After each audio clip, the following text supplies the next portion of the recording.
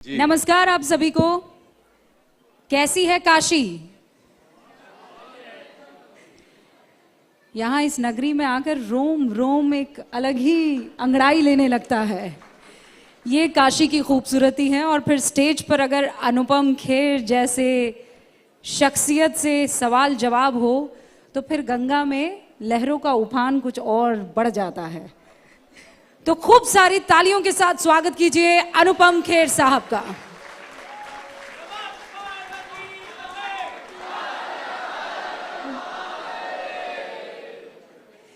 अब आएगा आनंद। Banaras literature festival, अनुपम जी, और इससे खूबसूरत स्टेज क्या हो सकता है कि आपसे काशी और आपके रिश्ते के बारे में पूछा जाए। पहले बात तो सबको मेरा प्रणाम, हर हर महादेव। और मैं बनारस को अपने दादाजी के पॉइंट ऑफ व्यू से जानता हूँ। मेरे दादाजी पंडित अमरनाथ जी यहाँ रेगुलरली आते थे। यहाँ रेगुलरली आते थे, ऋषिकेश रेगुलरली जाते थे, हरिद्वार। वो संत थे बेसिकली। और यहाँ की काफ़ी कहानियाँ हमें सुनाते थे। मैं एक संयुक्त परिवार में रहता था और हमारे छोटा सा कमरा था और एक वरांडा था लकड़ी का, और उसमें 14 लोग रहते थे। और मेरा जो बचपन है वो रामायण, महाभारत, काशी, गंगा, इनकी कहानियाँ सुनते हुए बीता है। तो मेरे अंदर एक बड़ी हमेशा जिज्ञासा रहती थी। तो मैं नेशनल स्कूल ऑफ ड्रामा से भाग के यहाँ आया था पहली बार। क्या उम्र रही होगी? मैं शायद 20 साल का था। भाग कर आ गए? भाग के आया था। एक स्थिति ऐसी थी संबंधों की कि मुझे उस संबंध से भागना पड़ा था। मोक्ष यही मिलता है ना? मोक्ष यही मिलता नहीं। हुआ ये था कि एक मोहतरमा के साथ मेरी मोहब्बत थी। उफ। मतलब इसका ओहो का मतलब क्या है? मतलब आप लोग मुझसे अपेक्षा नहीं करते क्या जिंदगी में मोहब्बत नहीं होनी चाहिए? बहुत हुई है मोहब्बत भाई, पर आपकी नज़र में एक ही मोहब्बत नज़र आ रही है, पर ये वही थी जो आपको नज़र आ रही है। तो मैं था कुछ प्रॉब्लम, मेरा पढ़ाई मतलब वो रिश्ता ऐसा था कि जिसमें मानसिक शांति नहीं थी। तो हम एक जगह खाना खाने बैठे थे दिल्ली के एक बड़े से रेस्टोरेंट में। तो इनफैक्ट ये बात मैं पहली बार ज़िंदगी में बता रहा हूँ। तो हमसे 3-4 टेबल छोड़ के 2-3 लड़कियाँ और आईं, वो वहाँ बैठ गईं। तो इन मोहतरमा ने मुझसे कहा कि ज़रूर तुम ही ने इनको यहाँ बुलाया होगा, क्योंकि इनमें से कोई तुम्हारी गर्लफ्रेंड है। मैंने कहा मेरी गर्लफ्रेंड तुम हो जो सामने बैठी है? तो उन्होंने कहा नहीं, तुम इस जगह बैठो, मैं उस जगह बैठती हूँ, ताकि मतलब यू डोंट फेस देम। तो मैंने कहा बड़ा बुरा लगेगा इस समय अगर सीट चेंज करेंगे, उनको लग जाएगा कि उनकी वजह से। कहते देखो अगर तुमने ये 10 मिनट में 10 गिनूंगी मैं, अगर तुमने नहीं तो सारा खाना फेंक दूंगी। तो उन्होंने गिनना शुरू कर दिया, 1 2 3 4 5 6 7 8, और फिर सारा खाना उन्होंने फेंक दिया। वो चली गई। तो मुझे बड़ा लगा यार ये कैसे हो सकता है। तो मैं उस दिन रात को अपने स्कूल की डॉर्मेट्री में गया और मेरे दोस्त हैं आनंद देसाई, उनकी जेब से मैंने 100 रुपये निकाले और मैं बस स्टैंड पहुंच गया दिल्ली के। और मैंने कहा कि ये बस जहाँ जा रही होगी मैं वहाँ बैठ के चला जाऊँगा। वो बस काशी आ रही थी। तो मैं यहाँ आया जी। तो ये मेरा पहला था। उसके बाद मैं आया, अभी मैं 3 महीने पहले भी यहाँ आया। ये काशी बुलाती रहती है। 3 महीने पहले मेरी फ़्लाइट कैंसिल हो गई थी, तो फिर मैं यहाँ पहुँचा। यहाँ फिर मैं हमेशा संकट मोचन, काशी विश्वनाथ, ये एक दीवानगी का शहर है। यहाँ दीवानगी है। यहाँ रिक्शा चलाने वाले से मर्सिडीज चलाने वाला एक ही धुन में होता है।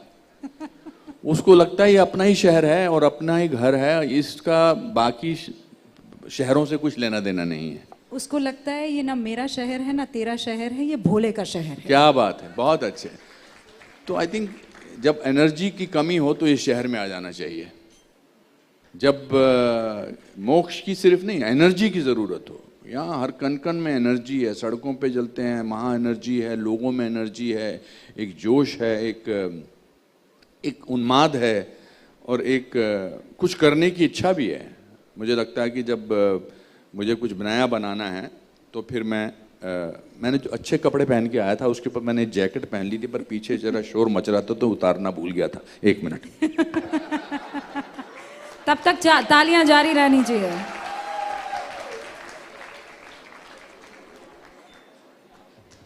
ये जैकेट मैंने स्पेशल सिलवाई है इस फेस्टिवल के लिए, स्पेशल। मेरे उपाध्याय जी हैं, वो ऐसी जैकेट पहनते हैं, हमारे चंद्रमौली उपाध्याय जी। तो इसकी आज प्रेस करते करते मेरे असिस्टेंट ने अंदर से जला दी है। तो ये जिंदगी में यहीं पर होता है।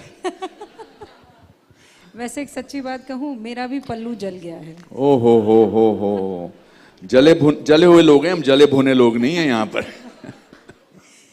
लेकिन काशी के अल्हड़पन को आपने जिया है, और शायद यही वजह है कि यहाँ ईमानदारी से हम लोग कॉन्वर्सेशन कर पा रहे हैं, और उम्मीद भी मेरे ख्याल से जनता यही करती है।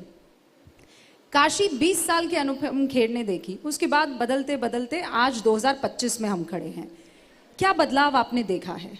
जमीन आसमान का फर्क पड़ा, जमीन आसमान का फर्क है। देखिए, एक खास बात जो यहाँ बदली है कि अब यहाँ सड़क नजर आती है, अब खुलापन नजर आता है, जोश तो लोग वही हैं, लोगों का कोई ऐसा जो मैंने बताया पहले वैसा नहीं बदला है। एक सिस्टम है। आई think you can feel it's an international city now. It's not just, Kashi, Banaras does not only belong to India, it belongs to the world now. And उसका इंफ्रास्ट्रक्चर, उसका एयरपोर्ट, यहाँ आती एक भक्ति भाव का जो एटमॉस्फेयर क्रिएट किया, नॉर्मल छोटी छोटी चीज़ें की हैं। ऐसे सड़क को पीछे से पर पेंटिंग बना दी गई है, कल्चरली रिच लगती है। आप काशी विश्वनाथ टेम्पल जाओ तो वहाँ के कॉरिडोर जो बने हैं, जो आरती जो होती डिफरेंट तरीके से, जो आज मैं संकट मोचन और काशी विश्वनाथ दोनों जगह गया, और इस तरह नहीं, इसका मतलब ये नहीं है कि मैं कोई वीआईपी हूँ तो इसलिए मुझे ऐसा होता है। सिस्टम है एक पूरा। ऑफ कोर्स मैं कभी कभी कुछ बोलते हैं अरे वीआईपी है, पर वीआईपी के पीछे 41 साल की मेहनत है और 550 फिल्में हैं, तो वीआईपी बनने का पूरा हक है। बट सो आई थिंक वो चेंज हुआ है, एक एटमॉस्फेयर चेंज हुआ है, एक सिस्टम आया है, और इसका पूरा श्रेय यहाँ के मेंबर पार्लियामेंट, एमपी, और उनका उल्टा कर दी जाए तो पीएम, उन्हीं को जाता है, और उनके साथ उन लोगों को जाता है जो उनके साथ चले हैं। बहुत बार बोलते हैं कि नहीं हमसे पहले। आई थिंक जिसने जो किया है उसको पूरा श्रेय देना बहुत ज़रूरी है। बेशक। और मेरा ऐसा मानना है। और भी बहुत सारी चेंजेस आई हैं। ताज वही है, सेम है। ताज को 25-30 साल से मैं यहीं रहता हूँ, and thank you for having this event at Taj. मुझे ताज से खास लगाव है। पहली बात तो रतन टाटा जी का है, दूसरा हमारे मित्र जितने भी हैं। मैं आपको बताता हूँ कि मैं अकेला खाना नहीं खाता कभी। मैंने ज़िंदगी में मतलब जितने साल मुझे, मैंने कभी अकेला खाना नहीं खाया। तो जब मुझे, और मैं रूम में तो बिल्कुल नहीं खाता, तो मैं आज लंच मैंने आपके और आपके परिवार के साथ किया जी। पकड़ के मैं आपको ले गया। मैं इसलिए नहीं खाता क्योंकि अकेला खाने वाले में बहुत अकेलेपन का एहसास होता है। मेरे दादाजी ऐसा कहते थे। तो मैं होटल के लॉबी मैनेजर को पकड़ लेता हूँ अगर कोई नहीं मिलता मेरे को। उनको बिठा के खाते हैं? उनको बैठते हैं, बताओ कौन से घर के हो, घर में कौन कौन है। इसलिए मेरे बहुत सारे मित्र जो हैं वो होटल की लॉबी मैनेजर हैं, जो फिर जनरल मैनेजर बन गए, वाइस प्रेसिडेंट बन गए। वो भी बहुत नहीं बदला, बट बहुत सारी चीज़ें बदली हैं। लोग बदले हैं, अच्छे लोग बदले हैं। उपाध्याय जी नहीं बदले हैं, उनके मित्र नहीं बदले हैं। इनका एक गैंग है 55 का, सब 1955 में। आपको एक बड़ी इंटरेस्टिंग बात बताऊं, दीपक जी का बर्थडे और ईयर सेम है जो मेरा है। अच्छा। जो इसके कार्यकर्ता हैं दीपक जी, कहाँ हैं आप? ये देखिए, ये भी 7 मार्च 1955 को पैदा हुए थे, मैं भी 7 मार्च 1955 को पैदा हुआ था। अब ये तो गजब का इत्तेफाक है। ये इन्होंने मुझे आज बताया। मैं इनसे 1.5 घंटा बड़ा हूं। सर दुनिया में दो ही किस्म के लोग होते हैं, एक बात सुन लीजिए, इसका गर्व मत करिए, बॉल्डीज और फ्यूचर बॉल्डीज।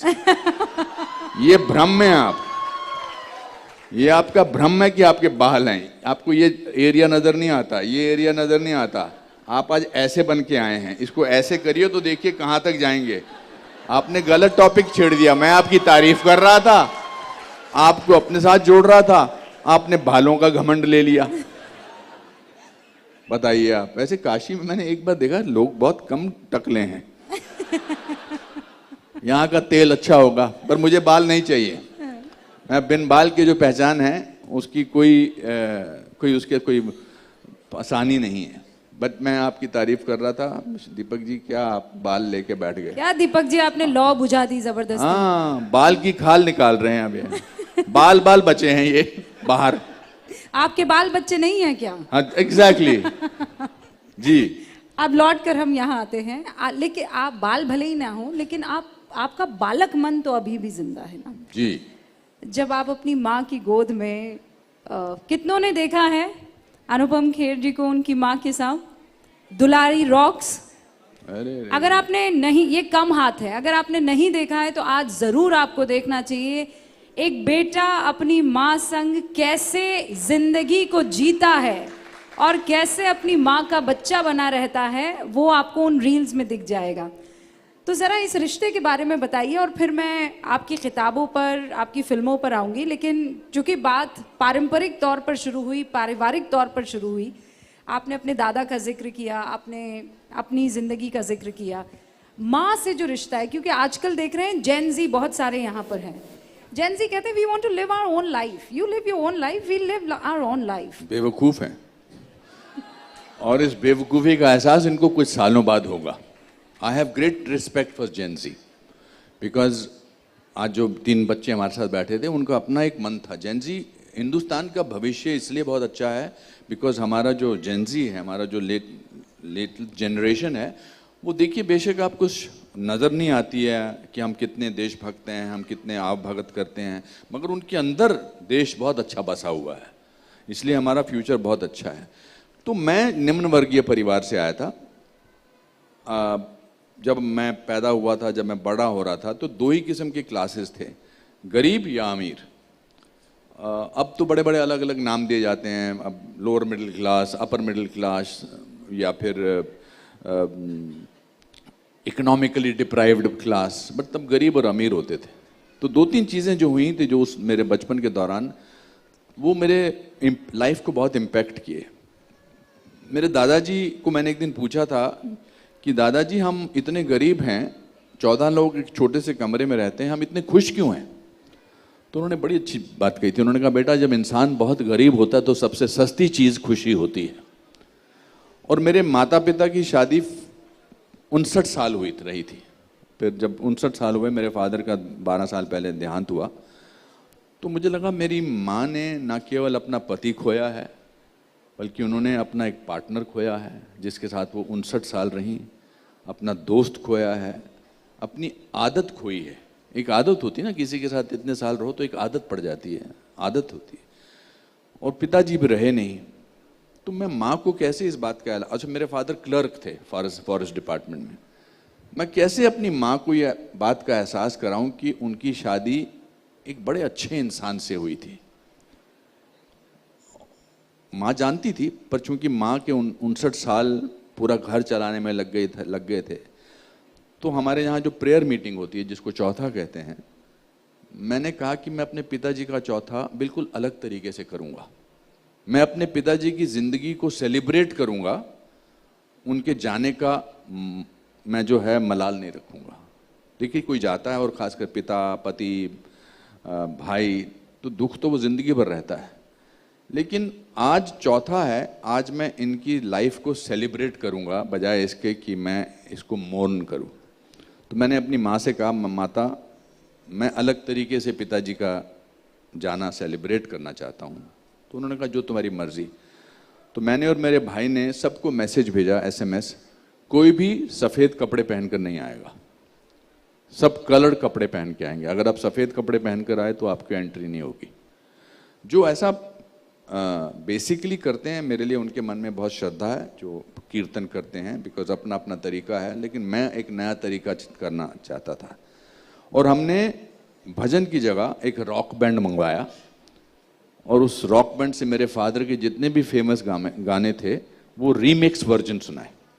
मेरे फादर को लगते थे दुखी मन मेरे, या हमने तो कलियां मांगी थी कांटों का हार मिला, उसका रीमिक्स वर्जन।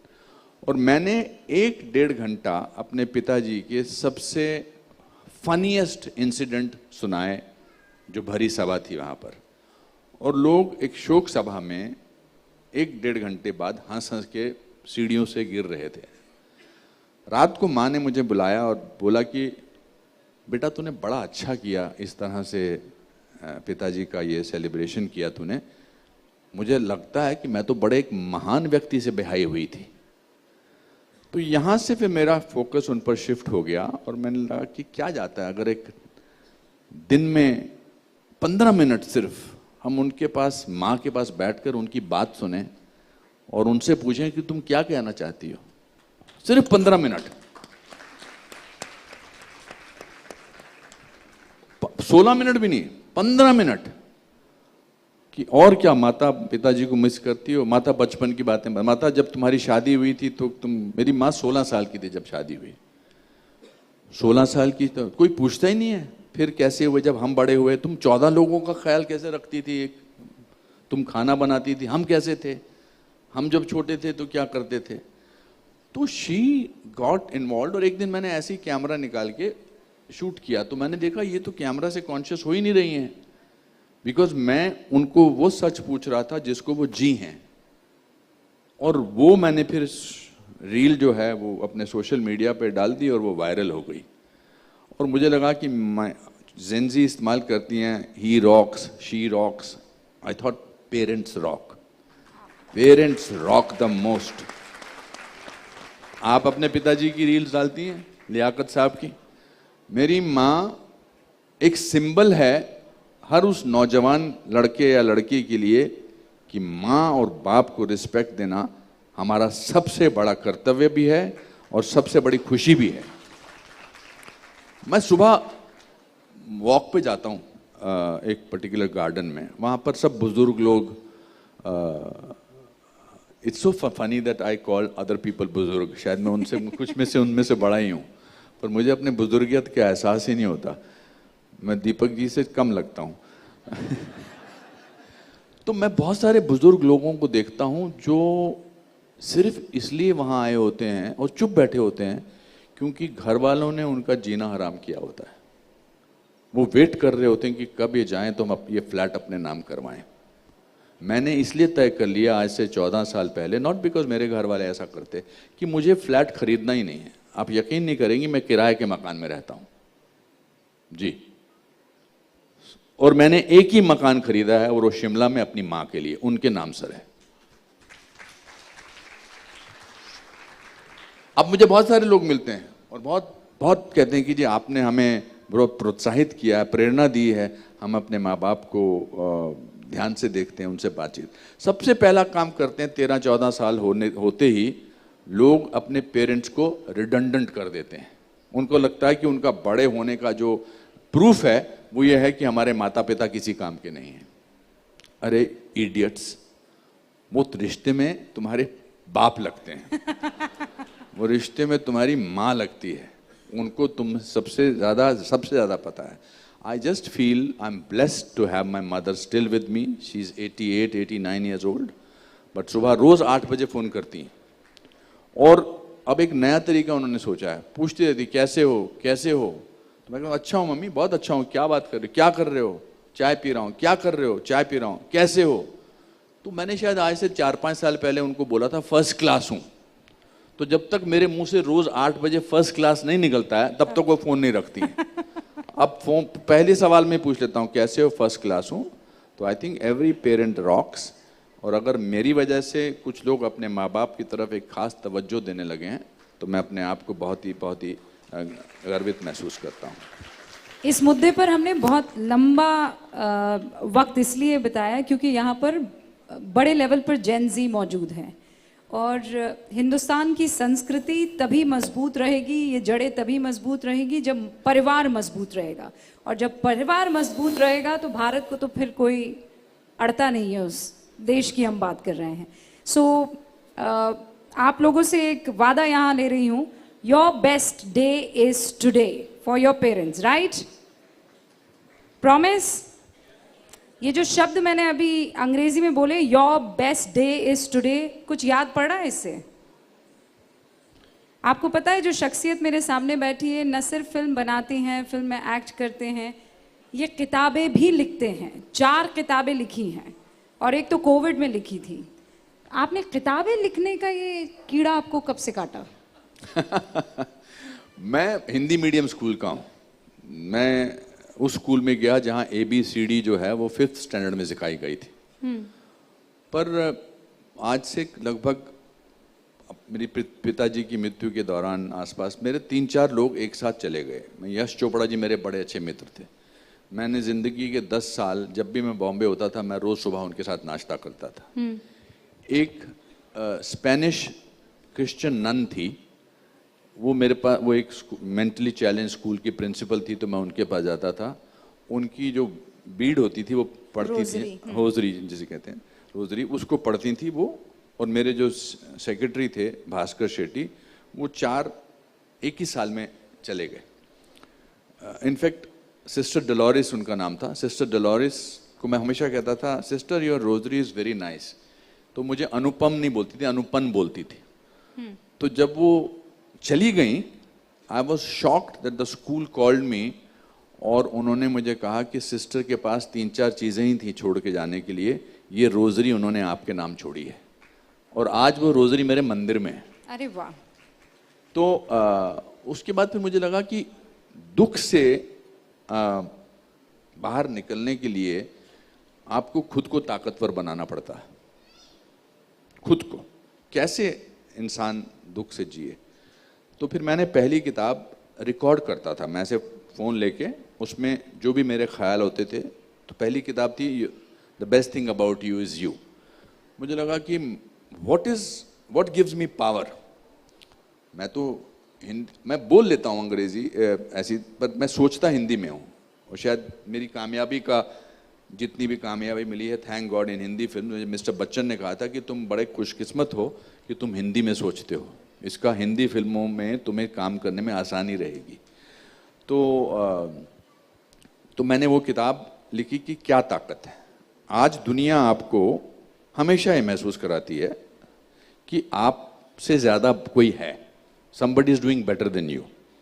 ये एक ढर्रा बन गया है। तो मुझे ताकत कहाँ से मिलेगी? There is so much about me which I do not realize। I believe, Rubika जी, कि हम सब स्पेशल हैं। सब जितने भी यहाँ पर 500-600 लोग बैठे हैं, ये सब स्पेशल हैं। पर जैसे जैसे ज़िंदगी आगे बढ़ती है, हम अपनी ज़िंदगी की स्पेशलिटी भूल जाते हैं, और हम एक्स्ट्रा ऑर्डिनरी बनते बनते ऑर्डिनरी बन जाते हैं, क्योंकि हम दुनिया को अपना मापदंड बना लेते हैं। मैं बताता हूँ कि क्यों हम स्पेशल हैं। हमारे फिंगरप्रिंट्स दुनिया में किसी से नहीं मिलते हैं। That is the scientific proof that God, whosoever it is, has made you an extraordinary person। We have to drive our own। तो बहरहाल वो मेरी पहली किताब थी। दूसरी मेरी किताब थी lessons life taught me unknowingly, जो मेरी आत्मकथा पर है। तीसरी किताब जिसका आपने जिक्र किया, योर बेस्ट डेज टुडे, इसका टाइटल, जब कोविड में मैंने किताब लिखी, इसका टाइटल मेरी माँ से मुझे मिला। It's very interesting. जब मैं 4th और 5th स्टैंडर्ड में था, मैं और मेरा भाई एक स्कूल में जाते थे, तो मेरी माँ वो दही और चावल लेकर, इस जेंजी को तो इसका एहसास ही नहीं कि उसका क्या मज़ा होता था। माँ दही चावल बस्ता लेके जाती थी बस स्टैंड पर छोड़ने, और अपना स्कूल पर छोड़ने, और स्कूल पे छोड़ने में गेट के बाहर वो बोलती थी, ये ले बेटा तेरा टिफ़िन। और कश्मीरी में बोलती थी, मैं अनुवाद करूँगा, कश्मीरी बोलती, याद रखना चोन अजुक दोचू सानी को जान, जिसका इंग्लिश में ट्रांसलेशन था, your today is your best day. तो वो इसलिए मुझे वहाँ से मिला वो। तो जो माँ आपको स्कूल में अंदर घुसने से पहले कह दे your best day is today, तो लगता था कि मेरा तो बेस्ट डे है, तो चाहे टीचर मारे या नहीं मारे, होमवर्क करें या ना करें, माँ ने बोला हुआ your best day is today. तो जब मैंने ये किताब का टाइटल सोचा तो मैंने कहा क्या लिख सकता हूँ, बिकॉज कोविड में हम पल पल जी रहे थे। एवरी डे लगता हर किसी ने कोई ना कोई खोया उस समय, दोस्त, रिश्तेदार, जान पहचान का। तो उस दौरान हमें महसूस हुआ कि हर डे जीना बहुत इम्पॉर्टेंट है।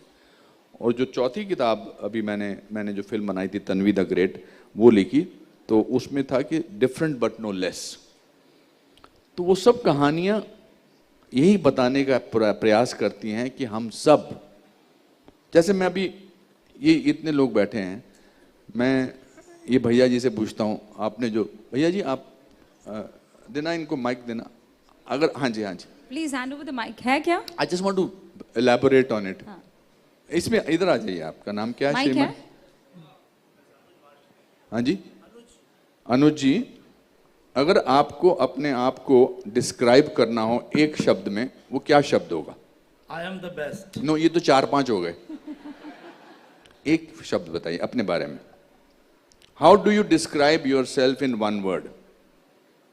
आई। देखिए, सोचा ही नहीं है हमने। This is what I wanted to prove, the only word is that we do not think about ourselves as a special person. अब सोच के बताइए। कैन नॉट से sir. Not, I just can not से मोर। है ना? तो यही मैं कहना चाहता था। तो ये जो आप अपने आप को कैसे सशक्तिकरण कैसे कर सकते हैं, इंडिविजुअल कैसे बन सकते हैं? By first thinking what am I. Rubika ji, अगर आपको अपने आप को एक शब्द में डिस्क्राइब करना है तो क्या है? मेरे मन में तो दुर्गा आती है। वाह, क्या बात है। But what is the quality of Durga that you like? She is fearless, ferocious, protective. नहीं, एक वर्ड आपका हो गया fearless, fearless. है ना? वैसे ही उपाध्याय जी, आप अगर अपने आप को एक शब्द में डिस्क्राइब करना चाहें तो क्या वर्ड होगा? मजा आता है मुझे उपाध्याय जी को तंग करने का। बताइए ना। शांत, मुस्कुराते हैं। So just think about that. What I am trying to say, I am not I was an ordinary person, but मैं हमेशा अपने आप को अलग समझता था। मेरे बाल निकलने शुरू हुए तो मुझे लगा नहीं, ये खासियत है, क्योंकि मुझे भगवान कुछ नया देना चाहता है। तो मैं 28 साल की उम्र में मैंने 65 साल के बुजुर्ग का रोल किया मेरी पहली फिल्म में, सारांश में। मुझे लगता कि अगर मेरे बाल होते तो मुझे वो रोल नहीं मिलता। So I think I always think of myself as a different person, but I work hard for that. मुझे लगता है कि जब मैं नहीं सोचूंगा कि मैं स्पेशल हूं, तो how will other person think that they are special? I think you have given enough food आज सोचने के लिए। यहाँ जो बुजुर्ग हैं वो भी, मतलब आप लोगों ने बहुत पड़ाव देखे होंगे, लेकिन ये कभी नहीं सोचा होगा कि एक शब्द में अगर मुझे अपने आप को एक्सप्लेन करना हो तो मैं क्या। ऐसा कौन सा वर्ग है जो पोलराइज नहीं है? पत्रकार पोलराइज्ड हैं, डॉक्टर्स पोलराइज्ड हैं, because they have the right to say anything, everything. आजकल आपको डिफेंसिव जरूर कर दिया जाता है for speaking about your opinions. I think, and I'm not trying to think about it, I'm just trying to genuinely tell you what I actually feel. मैंने 41 साल से फिल्मों में हूं। कुछ चीजें हुई हैं एक चाय वाले के प्रधानमंत्री बनने के बाद से, इससे तकलीफ हुई है कुछ तो। हमारे बहुत सालों तक एक सिस्टम को हमने एक्सेप्ट कर लिया था, जिसे राजा प्रजा होती थी, जिस तरह से एक लोग होते थे, चलते चले जाते थे, ऐसे होने थे। When a commoner became the biggest force in the country, lot of special people did not like it. Lot of special people did not like the way things were happening. But you see, for 15 years, the same person was the chief minister of a state, and now in the 15 years, he is the president, prime minister of the country. So I think उसके ऊपर शुरू में काफ़ी चीज़ें हुई थी, जिसकी वजह से मैंने बोला भी था। और बाकी आप समझदार हैं। मैं ये सवाल I think that the best, one of the best country, one of the best things that has happened to this country, and I say it very openly, is the Prime Minister of this country. ऐसे बेबाक तरीके से, ऐसे निस्वार्थ भावना से, देखिए मैं देश के बारे में सोचता हूँ, ऐसे निस्वार्थ भाव से भारत के बारे में और भारत को कहाँ पहुँचाने के बारे में जिस हिसाब से prime minister Narendra Modi has think, I don't think that anybody has thought, जो छवि उन्होंने बाहर के देशों में भी हमारी की है, उसका भी कोई, जो कॉमनर से कॉमनर इंसान की, किसी के पत्रकार की मदर की मृत्यु हो जाती है उसको चिट्ठी जाती है पर्सनली, जो खेलने जाते हैं पहले उनको जाने से पहले उनको बुलाया जाता है अपने ऑफिस, फिर उनके जीतने के बाद बुलाया जाता है। पद्मश्री देख लीजिए ना, पद्मश्री उन लोगों को ढूंढ ढूंढ के निकाला जाता है जिन्होंने जिंदगी भर काम किया है। सो समथिंग हैज चेंज्ड, और चेंज जो है वो हवा की तरह होती है, साइलेंट होती है, पर जब चलती है तो फिर बहुत देर तक चलती है। लेकिन जो इशारा आप कर रहे हैं, बॉलीवुड में भी कई लोगों को क्या ये बात पसंद नहीं आई अनुपम जी? आई थिंक रूबिका जी, मैं अब आपके बारे में बोलूंगा फिर आप कहेंगी मेरे बारे में क्यों बोल रहे हैं। अरे मेरे बारे में तो सवाल, मैं तो आपको अपने उंगलियों पर पत्रकारों के नाम गिना सकता हूं जिनको ये बात पसंद नहीं आई है। Of course, I will defend my fraternity. I think my fraternity is easily targeted. Easily. It's so easy. is mine, हाँ। Exactly. लेकिन जैसे A.R. रहमान साहब ने अभी बात कही, फिर उसके बाद कंगना रनौत ने कहा कि भाई मुझे भी एक बार एक ने कह दिया कि आप मेरे कपड़े ना पहनें क्योंकि राम मंदिर में आप जा रहे हैं, do not mention that I am the designer. A.R. Rahman साहब उसका ठीक उल्टा कह रहे थे कि पता नहीं चाइनीज़ विस्पर कि मुझे काम इसलिए नहीं मिल रहा है क्योंकि मैं A.R. रहमान हूँ। तो ये हिंदू मुस्लिम वाला जो एंगल आ जाता है, आप कह रहे हैं 200 लोग काम करते हैं, इतनी बड़ी यूनिट होती है, तो फिर इस तरीके की बातें जब सुनते हैं तो दुख तो होता है, दर्द तो होता है। क्यों कहेंगे A.R. रहमान ऐसा? I think it reflects on an individual. आपको क्या लगता है कि मेरे 41 साल गुलाब के फूलों पर चलते हुए निकले हैं? लगता बिल्कुल भी नहीं, बिल्कुल भी नहीं। मैंने भी बहुत सारे उतार चढ़ाव देखे हैं, मगर मुझे लगता है कि उतार चढ़ाव जिंदगी का एक हिस्सा है। इसको किसी चीज़ पर थोप देना मुझे लगता ठीक नहीं है। बहुत सारी चीज़ें मेरे साथ भी हुई कि भाई ये काम उस हिसाब से नहीं मिला जब से मैंने एंटी इंटॉलरेंस के बारे में बात करना, बट मैं उन लोगों में से नहीं। मैं तो सोचता हूँ ज़िंदगी परेशानी से जब तक ना हो, ज़िंदगी में जब तक तकलीफ़ें ना हो, ज़िंदगी में जब तक उतार चढ़ाव ना हो, ज़िंदगी के रास्ते में जब तक स्पीड ब्रेकर ना हो, तब तक ज़िंदगी जीने का मज़ा ही नहीं आता है। मैं सीरियसली कह रहा हूँ। बिल्कुल सही। वो जिंदगी क्या कि आप मंजिल पर पहुंच गए और पीछे मुड़कर देखा तो आपने देखा कि रास्ते में कोई खाई नहीं थी, कोई खड्डा नहीं था, कोई स्पीड ब्रेकर नहीं था, मैं तो सीधा निकल के आ गया। I am a success story of my failures, that is what I think. So everybody who makes a statement is their own individual thing, is their own individual, they want to. क्या failure success का हिस्सा, बहुत बड़ा हिस्सा है। नहीं, पर उन लोगों को आप क्या कहेंगे जो ये कहते हैं आज की तारीख में कि देश असहिष्णु हो गया है? मतलब अगर कोई पसंद नहीं आ रहा है तो फिल्मों का बॉयकॉट हो जाता है। अगर कोई फिल्म सच्ची किताब पर, किसी सच्चे वाक़ये पर, किस्से पर बनी होती है तो कहते हैं कि ये पोलराइज करने के लिए है, ये सब के सब जो है एक नैरेटिव बनाने के लिए काम कर रहे हैं। धुरंधर उसमें से एक थी और छावा उसमें से एक थी। कहा गया था कि कश्मीर फाइल्स जिसमें आपने काम किया था उसमें से एक थी। तो जब आप ये सब देखते हैं तो अंदर ये फीलिंग नहीं आती है कि जो चीज़ हमें दिख रही है वो उन्हें क्यों नहीं दिख पा रही है? बट मुझे ये समझ नहीं आता कि क्या सोशल मीडिया से पहले लोग राम राज्य में रहते थे? क्या लोगों में, ये तो अब सोशल मीडिया इसलिए हमको नजर आता है। हमारे मोहल्ले में जब मल्होत्रा साहब के घर पे कलर टीवी आया, हम सब परेशान हो गए। हमने बोलना शुरू कर दिया रिश्वत लेते हैं इसलिए इनके यहाँ कलर टीवी है, हमारे यहाँ ब्लैक एंड वाइट टीवी है। तो ये कोई नई बात नहीं है कि कोई इस तरह की बात करें। लोग इस तरह की तो बात करेंगे। आई थिंक जैसे जैसे पड़ोस में, आप लोगों के पड़ोस में सब आपसे खुश हैं। दुनिया को एक ऐसा इंसान बता दीजिए रूबिका जी जिसके बारे में लोग बुराई करते ही नहीं है, एक भी। हम तो भगवान तक को नहीं छोड़ते हैं, उनकी भी कुछ लोग बुराई करते हैं।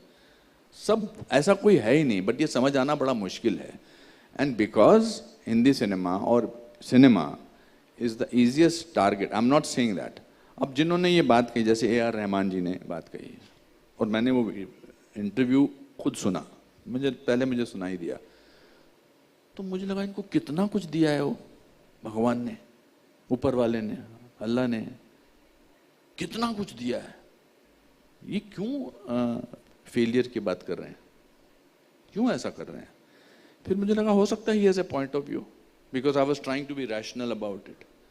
मुझे कितना कुछ दिया, मैं हमेशा ये सोचता हूँ कि मुझे भगवान ने कितना कुछ दिया है। मैं ये नहीं सोचता, मेरे दादाजी कहा करते थे, ये मत सोच क्या नहीं मिल रहा है, इसका जश्न मना क्या मिल रहा है। मैं 37 रुपया लेकर 3 जून 1981 को रेलवे स्टेशन मुंबई में उतरा था, 37 रुपये लेकर। आज मैं बनारस लिटरेचर फेस्टिवल में आपसे अपनी 550 फिल्मों के बारे में, 4 किताबों के बारे में, अपनी जिंदगी के सामने में, अपने से ज्यादा पढ़े लिखे लोगों के सामने बात कर रहा हूं। इससे बड़ी उपलब्धि क्या हो सकती है? अब मैं ये सोचना शुरू कर दूं कि मैं रॉबर्ट डी नीरो क्यों नहीं हूं। अरे पर कितने लोग अनुपम खेर रहे हैं। सिंपल सी बात है ना। मैं एक छोटी सी गेम खेलता हूं, गेम नहीं मतलब मेरे जिंदगी में कभी 38% से ज्यादा मार्क्स नहीं आए, कभी भी नहीं। यहां स्कूल के बच्चे हैं, डरना मत। आप में से 60% से ऊपर कितने लोगों के मार्क्स आए? ऑलमोस्ट 100%। 70 से ऊपर कितने लोग हैं? ऑलमोस्ट 90%। चलो let me try one more. 80 से ऊपर, फिर भी आप नीचे बैठे हैं, मैं ऊपर खड़ा इधर यहां। सो आई काउंट माई ब्लेसिंग्स। नहीं, I am very proud of you, जितने भी 80-90% लेकर आए, बहुत भगवान आपको और तरक्की दे। But I count my blessings, I don't count my disadvantages. I am a proud Indian. I am happy to be born in this country. मुझे इस देश ने इतना कुछ दिया है। एक फॉरेस्ट डिपार्टमेंट के क्लर्क के बेटे को इतना कुछ दिया है। मैं फिर भी पछताता रहूं, मेरे को ये तो नहीं मिला, मगर मुझे वो नहीं मिला, मैंने ये नहीं देखा। मैंने 2003 में मैं ऑलमोस्ट बैंकरप्ट हो गया था, क्योंकि अपनी एम्बिशन थी मेरी तन्वी द ग्रेट कमर्शियली उतनी बड़ी सक्सेसफुल नहीं है, तो मैं इसका जिम्मा किस पे डाल सकता हूँ? मुझे लगता है कि इंडिविजुअल पे डिपेंड करता है। पर ये सही है ना कि ऑस्कर की 200 फिल्मों में से एक तन्वी द ग्रेट है। जोरदार तालियां इसके लिए। क्या बात है। हमने राष्ट्रपति भवन में वो फिल्म देखी थी, और इतनी गजब की वो फिल्म है, इतनी गजब की वो फिल्म। इसलिए नहीं ये इनविजिबल है मेरे लिए। हम पत्रकार सामने तारीफ करना पसंद नहीं करते हैं, लेकिन चूंकि ये मंच अलग है और लिटरेचर फेस्टिवल है, तो मैं अपने दिल की कह सकती हूँ। आज वो रुबिका लियाकत भी नहीं है आपके सामने। आपको तन्वी द ग्रेट ज़रूर देखनी चाहिए। It's such a beautiful movie. जब आप देखेंगे तो आपको एहसास होगा कि छोटी छोटी चीज़ों में भी आप कितना एक्स्ट्रॉर्डनरी कर जाते हैं। एक लड़की जो मतलब हम में से कोई सोच नहीं सकता कि वो चली जाएगी आर्मी में, and she makes her dream come true. So I urge you all to go and watch that movie. You'll enjoy it. लेकिन ऑस्कर में भी वो 200 फिल्मों में one of the best movies चुन ली गई है। Thank you. Yes, हम तो मैं वही सोचता हूँ। तो मुझे लगता है कि अच्छा यार, ये picture so and so picture के साथ, बट वो फिल्म हमारी प्रेसिडेंट साहिबा ने देखी, हमारे आर्मी चीफ ने देखी, हमारे मेरे जो फेवरेट हैं रॉबर्ट डी नीरो ने देखी, फ्रांस में उसका। तो अब मैं ये सोचता हूँ, I am an eternal optimist, कि क्या मेरे साथ हुआ है। मैं ये नहीं सोचता कि क्या मेरे साथ नहीं हुआ। आप जिंदगी बड़े आराम से गुजार सकोगे। और यहाँ जितने भी लोग बैठे हैं, उनकी जिंदगी बाहर सड़क पे चलने वाले लोगों से मच बेटर है, मच बेटर है। ये 5 स्टार होटल की आलीशान शैंडिलियर के नीचे बैठे हुए हैं। अब आप इस बात से दुखी हो सकते हैं कि अरे यार, अनुपम खेर ही क्यों आया, कोई और क्यों नहीं बैठा? मगर दोस्तों, पद्मश्री पद्म भूषण अनुपम खेर आपके सामने बैठे हैं।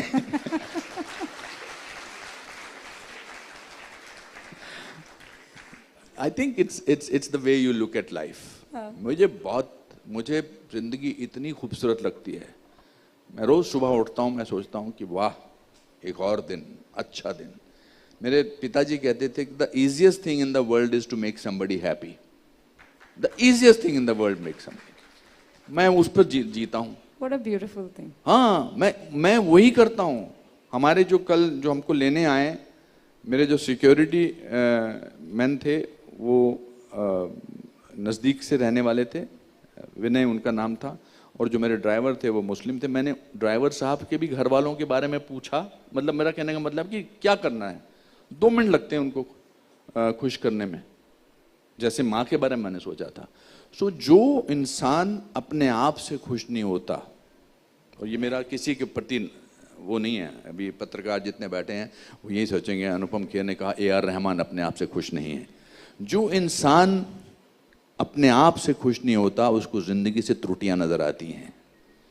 अगर आप अपने आप से खुश हों तो आपको जिंदगी भी बहुत अच्छी लगती है, ठीक ही लगती है। और किसके पास कोई परेशानी नहीं है, किसके पास, वो कहते कितना अच्छा गाना है कि जहां में ऐसा कौन है कि जिसको गम मिला नहीं। ऐसा कौन है, आप किसी को पूरे देंगे, हर एक के मन में कुछ ना कुछ तकलीफ है, कुछ ना कुछ दुख है, लेकिन दुख और तकलीफ के बावजूद अगर आप मुस्कुराते रहें तो वो सबसे बड़ी आपकी खूबियत है। हमारे एक्टिंग के टीचर कहा करते थे कि अगर आप रोओगे तो दुनिया नहीं रोएगी ऑडियंस में, लेकिन अगर आप अपने तकलीफ को, अपने आंसुओं को बाहर छलकने नहीं दे रहे तो ऑडियंस जो है वो रोएगी। तो that's why when you meet people, make them happy. It's a beautiful place.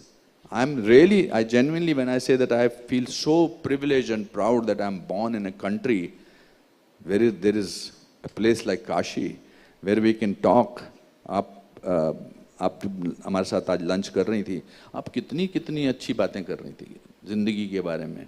अब बहुत सारे लोग कह सकते हैं आपके बारे में, अरे वो ऐसी इसलिए ऐसे। ऐसा तो है नहीं कि सारे लोग आपको पसंद करते हैं, मुझे पता नहीं करते हैं। नहीं कर सकते हैं, इम्पॉसिबल है। तो जो लोग अपने आप से दुखी होते हैं वो हर रास्ते पर दुखी नजर आते हैं। शादी में एक फूफड़ जी होते हैं ना, वो हर अरेंजमेंट से परेशान होते हैं। बच्चे फूफा कौम फंस गई है। फूफा होना जो है वो श्राप हो गया है। अब मेरे पास कुछ ही वक्त बचता है, लेकिन बावजूद उसके मैं इसे थोड़ा लंबा खींचने की कोशिश करूंगी। आप जेनजी को यहाँ पर बहुत सारी बातें बता चुके हैं, लेकिन हमारे देश में ऐसे बहुत से लीडर्स हैं जो ये कहते हैं कि जेनजी एक दिन बाहर निकलेगी और इस सरकार को सबक सिखाएगी।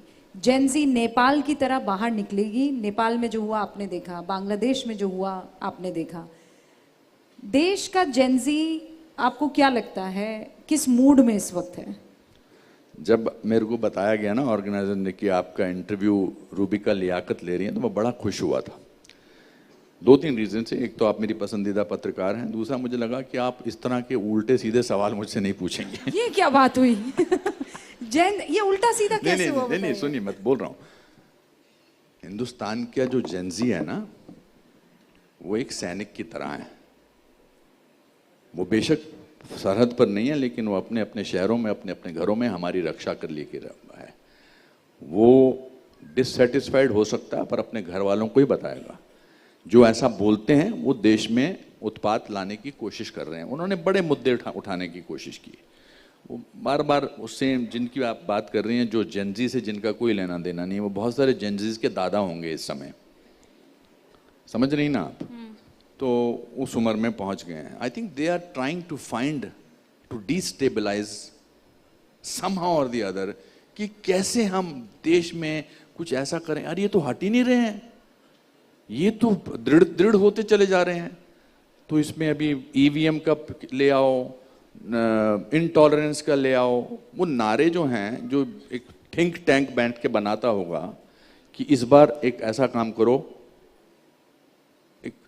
इसको ये वाला मुद्दा ले आओ, फिर उस मुद्दे को थोड़ा आगे बढ़ाते हैं। ऐसे थोड़ा होता है। हमारे देश को, पहली बात तो हम तो 1000 साल गुलाम रहे हैं। हम 1000 साल, 800 साल मुगलों से और 200 साल ब्रिटिशर से।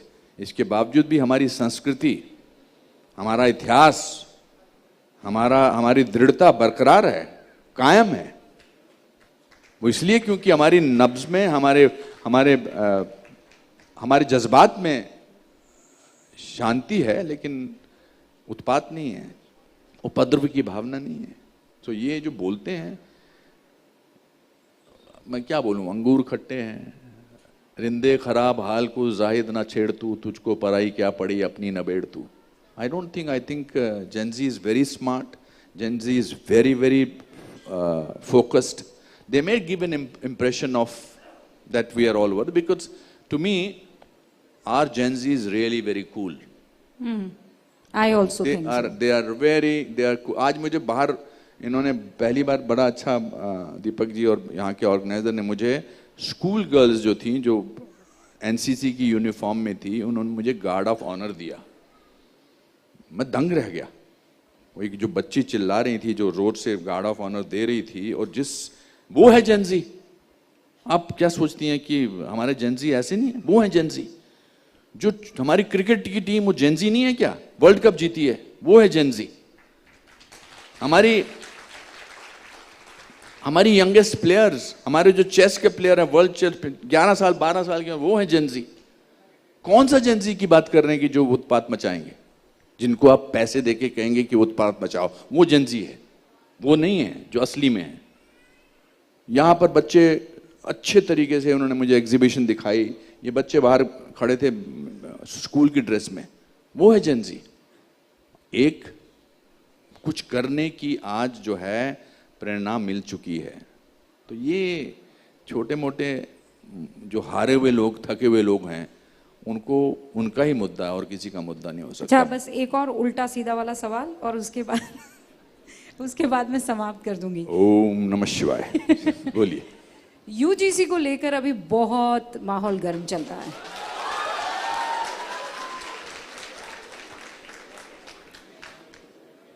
सरकार ने जिस तरीके का फैसला लिया है और यूनिवर्सिटी में जिस तरीके की समिति बनाने की बात आ रही है, ऐसा लग रहा है कि एक का तो हित हो रहा है, लेकिन वो हित जो जनरल है उनके अहित उनके कंधे पर रखकर हो रहा है। रूपिका जी, मैंने आपके सारे सवालों के जवाब बहुत अच्छे तरीके से दिए, है ना, और बहुत ईमानदारी से दिए। मैं अगर ये कहूं कि मुझे इस मुद्दे के बारे में ज़्यादा नहीं पता है, तो please don't misunderstand, that is the truth. Okay, मैंने आपसे पूछा भी था, और मैंने आज सुबह जब मैं गाड़ी में आ रहा था तो किसी ने मुझसे कहा कि यूजीसी, तो मैंने कहा मैं ये है क्या? बिकॉज क्या है कि शायद लोग भूल जाते हैं कि मैं सुबह से लेकर अखबार रात तक पढ़ता हूँ। मैं पिछले 25 दिन से खोसला के घोंसला की पार्ट 2 की शूटिंग कर रहा हूँ, और 15 दिन से मैं सूरज बरजाते की। तो किसी बात पर टिप्पणी करना जिसका मुझे पूरी तरह से ज्ञान नहीं है, वो मेरे लिए ठीक नहीं होगा। अच्छा, सुप्रीम कोर्ट ने ये कहा है इस मसले पर कि इसे रोक लिया जाए, एक कमेटी बनाई जाए, और ये भी कहा है कि मैं इसका अध्ययन कर लेता हूँ और फिर मैं आपको जरूर बताऊंगा। तो फिर हम ट्विटर पर हम दोनों मिलेंगे, ठीक है? ये अध्ययन करेंगे, मैं ट्विटर पर इनसे सवाल पूछूंगी और फिर ट्विटर पर ये मुझे इसका जवाब देंगे। Alright, okay, done. अब जाते जाते रैपिड फायर होगा। रेडी? अनुपम खेर। एक भी बार आपने अच्छी तरह से ताली नहीं मारी अभी तक, मुझे मजा नहीं आया ना, इसमें भी मजा नहीं अभी नहीं। ये जब मेरा ये इंटरव्यू जो कोर्ट मार्शल है, ये जब खत्म हो जाएगा, नहीं तो उसके बाद मैं ये वीडियो बनाने वाला हूँ जो मैं अपने सोशल मीडिया पे डालने वाला हूँ, और आपको ऐसी तालियां मारी जैसे कि आप पागल हो गए मेरा लेक्चर सुन के। चलिए। बॉलीवुड क्रिएटिव है या कंफ्यूज्ड है? क्रिएटिव। बॉलीवुड का सबसे बड़ा झूठ क्या है? एक्टिंग है ही झूठ। मैं तो हमेशा कहता हूं कि जो इंसान झूठ बोल सकता है वो एक्टिंग कर सकता है, क्योंकि झूठ जो है वो एक्टिंग की पहली मिसाल है। मेरे को याद है, मेरे पिता, हमारे यहाँ कर्जा लेने बहुत आते थे लोग, तो मेरे पिताजी ने एक दिन मुझे बोला, बोल दे मैं नहीं हूं। मैं कुछ 6-7 साल का, मैंने कहा पिताजी बोल रहे हैं वो घर पर नहीं है। So I think anybody who can lie can act. सबसे अंडररेटेड एक्टर बॉलीवुड में? I think everybody gets their own chance. I don't think anybody is underrated. I don't rate actors. I don't rate people. You will never see me as a judge in any competition, because I don't think I have the right to judge people. तो फिर मेरा अगला सवाल ही रह गया, पूछूं कि रहने दूं? पूछो ना। The most overrated actor? बहुत सारे हैं बहुत सारे हैं। Would you like हमारे to- यहाँ देखिए, मैंने सबको हिदायत दे रखी है। जैसे ही इंसान एक खास किस्म अमाउंट ऑफ फिल्में कर लेता है या आई एम खास एज सो पे, इंट्रीग्ड, सुनो कौन है? बताता हूँ इसके बाद तो मैंने सबको बोला हुआ, और यहाँ भी जो कल मेरे बारे में लिखेंगे अच्छा या बुरा, बुरा नहीं कोई लिखेगा, मुझे ऐसी उम्मीद है। मैं तो मेहमान हूँ, आपका मेहमान बनकर यहाँ आया हूँ। तो मैंने सबको बोला हुआ है कि मुझे कभी जिंदगी में वेटरन, थेस्पियन और लेजेंड मत बोलना, क्योंकि ये उनका तरीका होता है ये बोलने का कि अब आपने इतना काम कर लिया है, अब हम आपको वेटरन, थेस्पियन, लेजेंड बुला रहे हैं। Now you walk into the sunset and we will give you some award. मैंने सबको बोल रखा है अगले 20 साल से पहले मैं लाइफ टाइम अचीवमेंट अवार्ड नहीं लेने वाला। जब 90 साल का हो जाऊंगा तब मुझे लगेगा कि चलो अभी ठीक है, सोचता हूं, तब मुझे लाइफ टाइम अचीवमेंट अवार्ड देना, क्योंकि मैं किसी को ये हक नहीं देता ये डिसाइड करने का कि मुझे कब रिटायर होना है। मेरा एक बड़ा अच्छा डायलॉग था एक फिल्म में, मेरे पिताजी को मैंने एक बार बोला था, उन्होंने बोला था बल्कि कि बेटा नौकरी से रिटायर हुआ हूँ, जिंदगी से नहीं। तो हमारे प्रोफेशन में ये बहुत खास है कि जब तक मानसिक और शारीरिक संतुलन बना रहे हम काम कर सकते हैं। ओवररेटेड बहुत है, बिकॉज यहाँ पर जब थोड़ी सी कोई एक्टिंग कर लेता है उसको बोलते हैं महान, क्योंकि बस है, वो भी खुश हो जाते हैं महान सुन के। नेपोटिज्म हक है या धोखा? नहीं, हक भी है, ऐसा नहीं है। देखिए, डॉक्टर का बेटा डॉक्टर क्यों नहीं बन सकता है, दुकानदार का बेटा दुकानदार क्यों नहीं हो सकता, बट जब तक ऑडियंस डिसाइड करेगी तब तक कितना ही, देखिए किसी का कोई प्रोड्यूसर है, किसी का कोई भाई बेटा है और वो एक्टर बनना चाहता है तो क्यों नहीं बनने देगा, बट डिसीजन ऑडियंस के हाथ में है कि कामयाब कब तक होगा। So I don't think anybody gives a chance to their child और their family member, it's not wrong, why shouldn't anybody. आप अपने की दुकान है, आप अपने बेटे को आप इधर, बट डिसाइड जो है, कामयाबी जो डिसाइड है वो ऑडियंस करती है, और कोई नहीं। हाँ। अच्छा, आपका फेवरेट खाना कौन सा है? ओह, इधर तो मैंने आज कल से क्या क्या खाया है। कल आए थे ना हम, आज सुबह हम गए ये सामने राम की कचौड़ी खाने, जलेबी और कचौड़ी। फिर दोपहर को भी हमने बड़ा अच्छा खाना खाया। What is your favorite food? Indian food, but if I start from Kashmiri खाना, of course I like very much दम आलू, मंजहाक। मुझे आलू किसी भी उसमें शेप में अच्छा लगता है। मुझे गुजराती खाना बहुत अच्छा लगता है, मुझे बंगाली खाना बहुत अच्छा लगता है, मुझे खाना बहुत अच्छा लगता है बट मैं जब छोटा था मुझे खाना टेस्टी ही अच्छा लगता है। मैं अभी भी अपने दोस्तों के बीच में बदनाम हूँ कि अगर मुझे खाना अच्छा नहीं लगता और मुझे बुलाया गया है तो मैं मेज़बान को बोल देता हूँ ठीक था। वो मैंने पहले बोलता था अच्छा नहीं था, फिर किरण ने मुझे बहुत डांटा कि तुम पागल हो, किसी घर पे ऐसे कैसे बोल सकते हो, मगर मुझे बहुत अच्छा लगता है खाना। और हिंदुस्तान की कितनी खासियत है, हर 500 किलोमीटर के बाद एक नया खाना मिलता है। ये रैपिड फायर था अनुपम जी। अच्छा, मुझे लगा आप, सॉरी, इंडियन एंड कश्मीरी। अच्छा ठीक है, अब मैं एक और सवाल पूछ रही हूँ, आप खाना हाथ से खाते हैं कि छुरी कांटे से? नहीं नहीं, छुरी कांटे से कौन खाता है, शिट। मैं तो हाथ, शीख बोला मैंने, टर्न ही बोला, तो मैं हाथ से खाता हूँ। हाथ से कौन कौन खाता है? सब हाथ से जे खाते हैं। बात ये जो मैं हाथ से खाता हूँ, ये तो चलो रैपिड फायर का आंसर दे दिया, बट हाथ से ही खाने का मजा आता है। How can you eat with कांटा एंड छुरी? You don't like it. I don't like kanta churi. Can you imagine chapati cutting with kanta and churi and then begoing it in dal and then having a little bit of gobi on the side and then putting it in your mouth and then munching?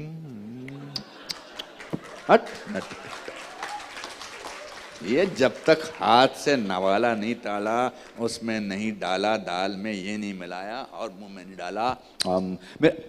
मैं एक बार मेरे पिताजी, मैं कह रहा था ना कि लोग डिसाइड नहीं करने चाहिए, तो मेरे दादाजी एक बार खाना खा रहे थे और ऐसे करके आवाज़ कर रहे थे, तो मेरी माँ उनको परोस रही थी। तो मेरी माँ ने कहा क्या करते हो बाबूजी, आप कितनी आवाज़ कर रहे हो खाते वक्त? तो उन्होंने कहा बेटा मुझे तो मज़ा आ रहा, प्रॉब्लम तेरी है।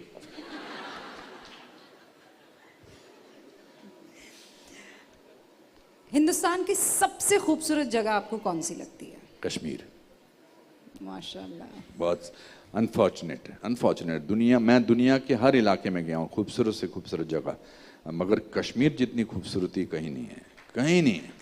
It's unbelievable.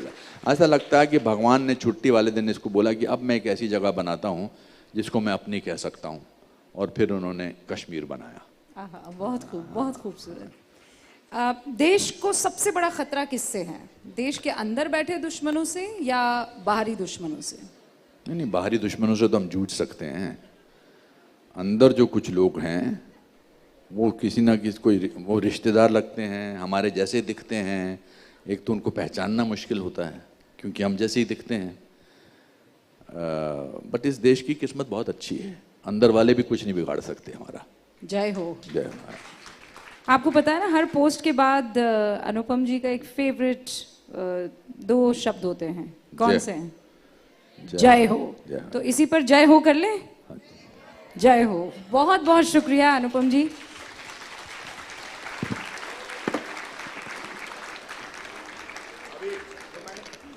Ladies and gentlemen, the very fearless, confident. एक मिनट रुक जाओ, अभी पहले एक वीडियो बनाना। मैम आप तड़प रहे हो बोलने के लिए, कुछ जाने मन। 2 मिनट रुक जाओ। जैसा कि मैंने कहा था, रेडी? आप बनाओ मेरा वीडियो। चलिए।